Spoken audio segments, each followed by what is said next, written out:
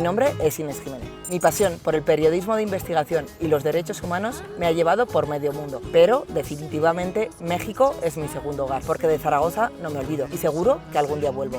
¡Hola, Inés! ¿Qué tal? ¿Qué tal? Bueno, soy ¿Cómo uy, estáis? uy, uy, uy. Casi me atropella. Encantada, ¿Cómo qué bueno, estás? bienvenidos. Te veo muy equipada. Sí, pues ahí vamos, ahí vamos. ¿Esto de ir en bici es algo que haces de manera habitual o cómo? Sí, me suelo mover en bici para evitar el tráfico, hacer ejercicio, más barato y sobre todo los atascos, ¿no? Que de un sitio a otro realmente es mucho más efectivo. Porque ¿dónde estamos para que haya tanto tráfico? Pues estamos en Ciudad de México, 20 millones de habitantes, imaginaos, Ahí es o sea, nada. 8 millones la ciudad, pero luego con el estado 20 millones. Entonces la contaminación es bastante pesada y cada vez hay más bicicletas en la ciudad. ¿Y es caro moverse por aquí en transporte público, por ejemplo? ¿Cuánto cuesta un billete de metro? No, es barato, son unos 5 pesos, o sea, 25 céntimos. ¿Y dónde nos has citado? Pues os he citado en la Santa María la Ribera, que es el barrio en el que vivo. Es un barrio que está al norte de la Ciudad de México. Pues es un barrio muy popular, con mucha diversidad. Ya de un tiempo a esta parte han ido abriendo más cafés, más bares, o sea, está un poco en proceso de gentrificación, ¿no? Que se le dice.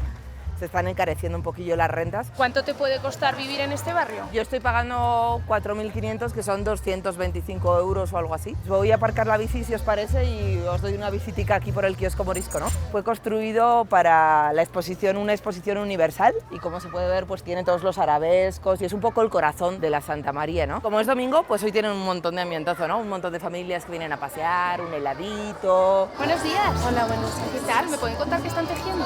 Colchitas. ¿Colchitas para la cama? Es solo tejer los cuadritos y después unirlos. Nosotros estamos tejiendo cobijas para personas en situación de calle. Lo hacemos a través de donaciones voluntarias, trae los materiales, todo eso, y también su tiempo. Que vaya bien el día. Ok, gracias. Hasta luego. Oye, ¿cómo llegaste tú hasta México? En total llevo unos 5 años en México, pero en 2 fracciones, ¿no? Porque tú a qué te dedicas ahora mismo. Yo ahora me dio la locura de hacer un doctorado que no, o sea, si pueden, evítenlo. Sí, a veces ay, ¿por qué es todo tan difícil? ¿Y qué estudiaste? Hace años estudié historia de licenciatura y luego antropología y periodismo. Música que escuchamos, ¿qué está pasando ahí? Pues ahí están bailando, creo que es danzón, entonces aquí se viene a bailar cumbias, danzón, salsa. ¿Tú de baile cómo vas? Mal. ¿No te animas ni un poquito a bailar? No sé. Venga, venga. Read all about it. Extra, extra. Read all about it. Tell me just what do you read? Oye, Inés, pues no se te ha dado tan mal, ¿eh? ¿Cómo la has Es visto? la primera vez. Bien, me da mucho gusto, Marita. Gracias. Aragoneses por el mundo.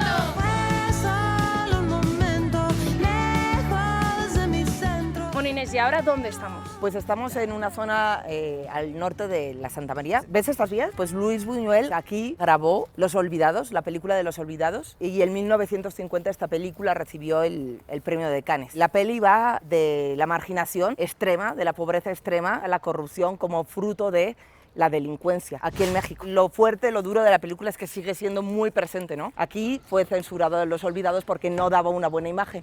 Sin embargo, cuando ganó Cannes, pues se levantó la censura, ¿no? Y sí, Buñuel pudo desarrollar parte de su carrera cinematográfica. Luis Buñuel, ¿qué hacía aquí? Llegó con el exilio de los republicanos después de la Guerra Civil. México recibió a unos 50.000 exiliados republicanos. Realmente había muchos intelectuales, gente de la cultura, científicos que contribuyeron a fundar bastantes instituciones. El Colegio de Madrid, el Colegio de México, el Ateneo. Y bueno, y allí, no sé si veis ese edificio alto, es de parte de las torres de Tlatelolco. Ajá. Y ahora vamos a ir para allá, para estas cuestiones de memoria que es necesario recordar, ¿no? Venga, pues vamos. Estamos en la Plaza de las Tres Culturas, también conocido como Tlatelolco. Se llama de las Tres Culturas porque hay vestigio arqueológico de Tlatelolco prehispánico. Está la iglesia, el Templo de Santiago, que se construyó durante la colonia con las mismas piedras con las que se había construido Tlatelolco, el templo. Era un espacio de reunión, ¿no? Donde venían muchos mercaderes. Y luego la tercera parte como las tres culturas es por el México moderno, un edificio que hay allá, que era de la Secretaría de Exteriores y que actualmente funge como tema de cultura, espacio universitario, exposiciones y así. O sea, que esto, digamos, es un espacio en el que se concentra toda la historia del país. Se concentra también una historia triste y sangrienta que tiene mucha resonancia en el presente. En el 68 aquí hubo una matanza muy fuerte de estudiantes que estaban protestando por cuestiones educativas, pero también por un cambio de régimen del Partido Revolucionario Institucional que gobernó durante 70 años. Fueron reprimidos en una acción coordinada con un saldo, pues no está el número concreto de muertos, pero la Comisión de la Verdad dijo que 300 muertos, ¿no?, en la masacre. ¿Y tú cómo sabes tanto de estos temas? Me dedico a de derechos humanos y trabajo de investigación desde la antropología y el periodismo. En los últimos 10 años he trabajado en temas de política de drogas, en Londres estaba desplazamiento forzado. ¿Y te habrás enfrentado estudiando esto a alguna situación un poco complicada? Pues sí, a veces sí. O sea, México en estos momentos la verdad es que no es fácil, pues fruto de la militarización del país, de la llamada guerra contra el narcotráfico, sí incrementó mucho la violencia, ¿no? Oye, ¿y tu familia qué te dice cuando les dices que estás estudiando estas cosas? Que me vuelva para allá. En algún momento, si voy a decidir llevarme a algún tema más amable y más tranquilo. Soy mexicano que adora su panza. Estamos en el mercado de la Dalia, que es el mercado que hay en mi colonia, en mi barrio, donde suelo hacer la compra, ¿no? Los mercados son muy importantes en la vida mexicana, ¿no? Porque es un espacio de intercambio, es un espacio de vida. Hay puestos de todo, ¿no? Hay puestos de frutas, de verduras, de pescado, de carne, hay los puestos de mole y especias, de chiles. Estos son moles. ¿Qué son los moles? Un polvo hecho con chocolate, cacahuate, especias, y que se utiliza para hacer una salsa para acompañar el pollo o para acompañar res, que es ternera. Chile guajillo, chile de árbol. A los niños les dan dulces que llevan chile, o sea, los dulces de los niños pican. Aquí el chile se le echa a todo. Este es el chile morita para el guisado, para las albóndigas. Chile de árbol, Ese tiene pinta de picar mucho, también es picoso. ¿Cuánto puede costar llenarte la cesta de la compra? Para una semana, por ejemplo, ¿tú cuánto te gastas aquí? Son unos 300, 400 pesos, que me dejo que es el equivalente a 20 euros, ¿no? ¿Con 20 euros llenas la cesta de la compra para una semana? Sí, con 20 euros me llevo verduras, me llevo a veces pescado, fruta. ¿Qué tal, Carlos? Hola. ¿Cómo vas? Bien, no, me voy a llevar unos nopales, ¿no? ¿Eso qué son esas hojas? Es la planta de nopal, el cactus. Aquí están espinados y aquí ya sin espinar. ¿Y eso cómo se cocina? ¿Se asa o se hierve nada más? Este es el limón de aquí, lo que en Aragón conocemos como lima. El tomate se llama jitomate y el tomate es esto. Con esto se hace salsa verde. Muchas de las comidas en México se acompañan de salsa. Salsa roja, salsa verde, sin salsa no hay comida. Entonces me llevo un kilo de jitomate, ¿no? ¿A cuánto está el kilo? El kilo vale 15. A 15 pesos. Menos de 1 euro, unos 75 céntimos. Bueno, para terminar la compra, otra cosa súper típica acá es comprar flores. Dicen por acá que siempre hay algo por lo que pedir perdón, ¿no? A mí una flor que me gusta mucho es esta, el cempasúchil. Es una flor mexicana que se ocupa para las coronas de muertos. Y tenemos los lilies, que huelen fenomenal, ¿no? ¿Tú sueles comprarte muchas flores? De vez en cuando compro para adornar la casa.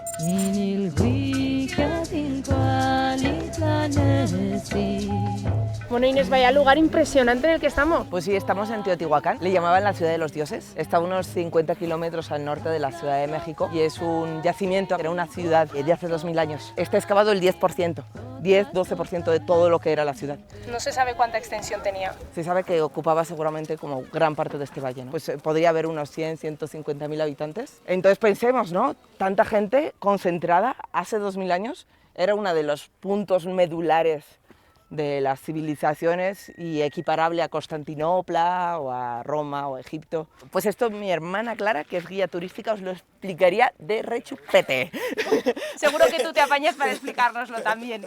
Los aztecas de Tenochtitlan en el año 1300 ya estaban haciendo excavaciones de este aztecas. lugar. Ellos venían aquí caminando, a veces en procesiones o a hacer excavaciones, ¿no? Se han encontrado pequeñas maquetas porque ellos querían saber de dónde venían y cuáles eran los orígenes. Que los aztecas a nosotros nos suena como ya muy antiguo. Pero hay que tener en cuenta que esto era incluso antes de los aztecas. Era un espacio dedicado a Tlaloc, que es el dios de la lluvia. También Quetzalcóatl tuvo una importancia muy fuerte aquí. Quetzalcóatl era bastante importante por su conexión con el inframundo. Cuando llegó la invasión, la conquista española, a Hernán Cortés, los aztecas lo confundieron con él. Llegaron los barbudos hombres blancos y dijeron, igual es Quetzalcóatl. Confundieron a Hernán Cortés con este dios del que hablas. Con Quetzalcóatl. Así los españoles, o sea, no solo fue una conquista militar, sino también de alguna manera ideológica y religiosa. Oye, y veo que por aquí también lo que hay es como puestos de venta, ¿no? Claro, o sea, como hay un montón de turismo, pues sí, la gente local vive de esto. Buenos días. Buenos días. ¿Me puede explicar usted qué es eso? Señorita, mire, esta es la piedra volcánica, cristal volcanizado, que se llama obsidiana. Le controla el estrés, presión arterial, le da energía, le quita los dolores musculares. Tiene muchas propiedades naturales esta piedra. Y para que haga efecto, ¿qué hay que hacer? Tenerla más o menos una hora en el sol para que se le quite caliente. exactamente, y ya se frota en el cuerpo. ¿A cuánto tiene el cuchillo? Es en 200. Es ¿Eso un qué es? cuchillo ceremonial. Se llama tecpa, quiere decir piedra cortante. Eso corta muchísimo, ¿no? Con esto ellos hacían un sacrificio humano. En cada esquina de la pirámide le abrían aquí abajo la costilla, metían la mano, sacaban el corazón palpitando todavía y se lo ofrecían al sol. Todavía el dueño del corazón tenía que verlo, ya sus últimos latidos. Sí que aprieta, ¿eh? Sí que aprieta, Está durita este cristal.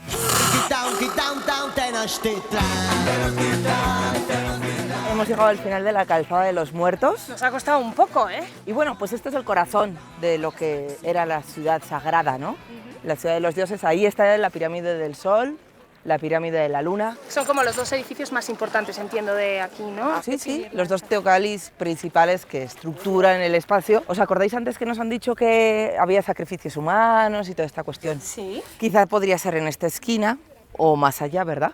Pero por aquí. Oye, ¿y cómo desaparecieron todas estas civilizaciones? Pues no se sabe muy bien, pero hay varias hipótesis. Una podría ser por sequías, otro puede ser enfermedades, puede que hubiera guerras internas, vinieran otros pueblos y que realmente no desaparecieran, sino que se desplazaran hacia otro lado y dejaran esto vacío. No hay certezas, ¿no?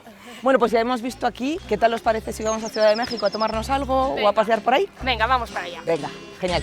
Cementera de flores, Xochimilco. Bueno, Inés, y para terminar el día, ¿dónde nos has traído? Bueno, pues os he traído a Xochimilco, donde circulan los barcos, ¿no? Las trajineras, por el medio de las chinampas. Las chinampas son unas zonas de cultivo prehispánico, muy fértiles, porque se sacaba el barro del agua, se ponía encima y ahí se cultivaba. Entonces, bueno, pues la gente en Ciudad de México, a veces, para pasar el domingo, viene aquí y os voy a presentar a mis amigos. Ah, ¿no? fenomenal. Bueno, hola chicos, ¿qué tal? ¿Qué tal? ¿Cómo Qué estás? bueno. ¿Qué tal? Qué bueno. Sí. Bueno, preséntanos, ¿quiénes son ellos? Josafat, Dulce, Albeliz, bueno, son algunos de mis amigos en Ciudad de México. Oye, Inés, ¿quién nos va a llevar? ¿Cómo te llamas? Alex, para servirle. Oye, ¿esto de manejar una trajinera es difícil? Es un poco complicado al principio, pero se nos ha hecho a nosotros una habilidad porque desde pequeños, quienes vivimos en una chinampa, tenemos que aprender desde niños a transportarnos por este medio. Entonces es obligatorio aprender a remar y aprender a nadar. Como sacarse el carnet de conducir, ¿no? Exactamente. Más que maña es con el peso del cuerpo impulsarlo, pero saber en qué partes de la canoa o trajinera recargarse para que no se vaya en dirección equivocada. Inés, ¿te animas? Claro. Mi chinampa cubierta de flores. Es una cuestión de maña. Pero se está hundiendo demasiado, ¿no? Sí. Y ahí vamos a chocar. No es tan fácil, no. Mira, ¿recordáis la pasadera del Ebro que había así de un lado a otro? Ajá. Pues más o menos parecido. De una isleta a otra, una especie de ferry, se llama Panga. ¿Ustedes viven acá? Hombre, es una buena forma de hacer ejercicio, ¿no? Al chico que lo está empujando. Una de las historias así curiosas de las trajineras es que se puede ir bajando en diferentes puntos.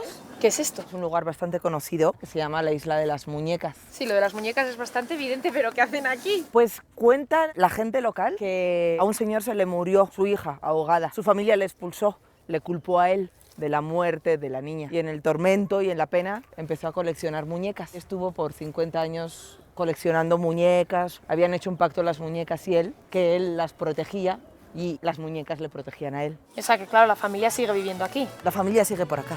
Ajá. Recuérdame. Una cosa característica de las trajineras es que te hacen de comer o te ofrecen una botana, que es un aperitivo. Aquí se amarra, pues tienen para cocinar, cocinan aquí al lado. Hola, buenas tardes. ¿Qué tienes por ahí? Tenemos maíz, elotes, esquites, tenemos frituras, tenemos fruta, manzanas cubiertas con chamoy, con caramelo. ¿Qué es lo que más vendes? El maíz y la cerveza. ¿Es usted de aquí? Sí, somos nativos de aquí de Xochimilco. Convives con la naturaleza, el ambiente de la gente, mucha alegría aquí con los pacientes. Nos han servido buena cena, ¿eh? Sí, oye, qué hambre, ya todo el día por ahí, pues la verdad es que sí daba hambre. Oye, nos vamos a despedir ya. Ya que estamos aquí, le mando un saludo a mis chicas de oro, a mis chicas parisinas, en especial a Irene, a Teresa y Manu de Campamentos, pues a mis padres, ¿verdad? Que siempre están ahí. Sí, sí que voy a volver, papá, sí que voy a volver. No os preocupéis tanto, ya veis que estoy bien cuidada. A mi abuela, un beso muy grande a mi abuela también. Bueno, pues con eso nos quedamos. Oye, que aproveche la cena y nos vemos pronto. Chao. Hasta luego.